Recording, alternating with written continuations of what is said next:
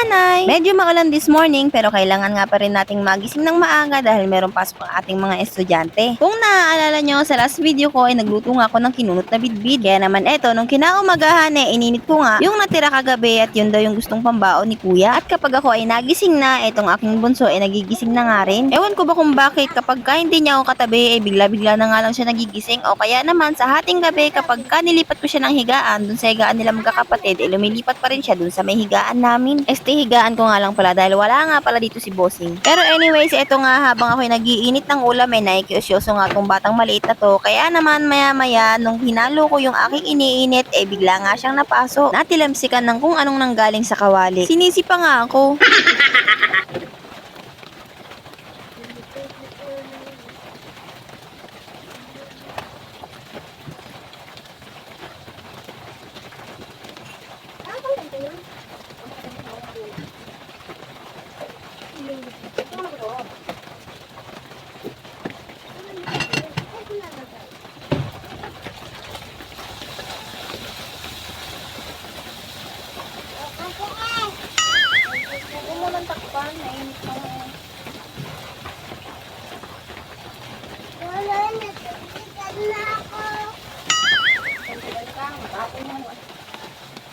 Habang nag-aasikaso ako ng pambaon, si Kuya Vilk naman nag-aasikaso na rin maligo at magbihis ng kanyang sarili. Kasabay nun, nakikita nyo nga yun, napakaraming kalat pa rin sa bahay namin, Diyos mio.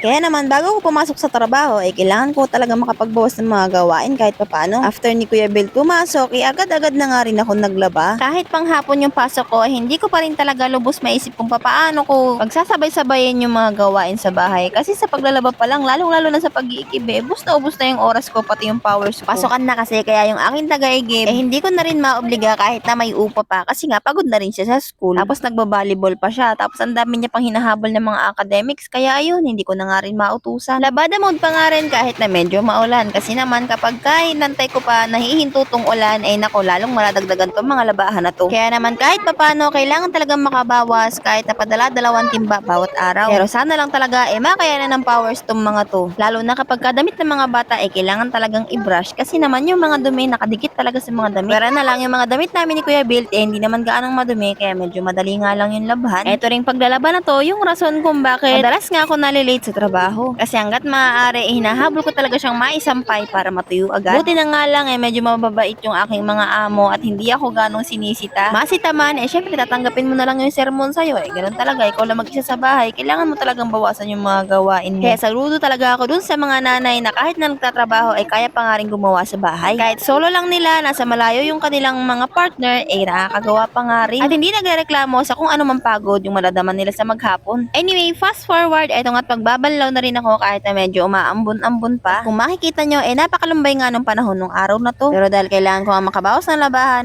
tara, goro na tayo magbanlaw.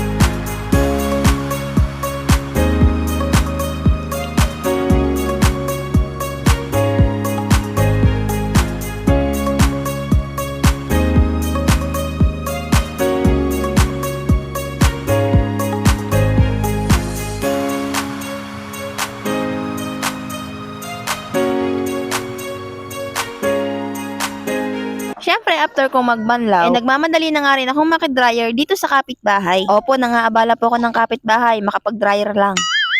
Kasi naman yung dryer ko, katapusan ng October pa darating. Sumali kasi ako ng paluwagan at dryer nga yung una kong kinuha. Kasi kailangan talaga siya, lalo na ngayon na tag-ulan at lagi nga ako naglalaba. After ko makapag-dryer, hindi ko nga rin yan naisampay. Bala ko isampay yan, pagdating ko na lang galing sa night shift mamaya. Alas 9 pa naman ng gabi ang uwi ko, kaya ko lang naman siya dinadryer para hindi siya mangamoy habang nasa timba. Anyway, fast forward, nakaligo na nga rin ako at nakapag-asikaso na ng sarili at eto papasok na nga din. Hanggang dito na nga lang muna ang aking video dahil hindi na ako nakapag-film after nito. Dahil bukod sa busy na sa trabaho, pagod na nga rin pagka-uwi. See you po sa next video. Thank you for watching.